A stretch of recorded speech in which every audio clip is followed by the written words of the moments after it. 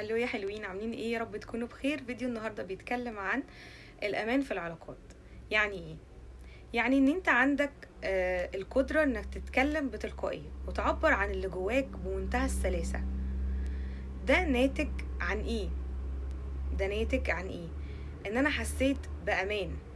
ان انت لما تلاقي نفسك بتتصرف التصرفات دي، انت كده حاسس بامان مع اللي قدامك، في ان انت واثق فيه، ان انت اخترته من بين كذا حد انك تتكلم معاه، انك انت كمان ما بتفكرش الف مرة هو يفهمك ازاي.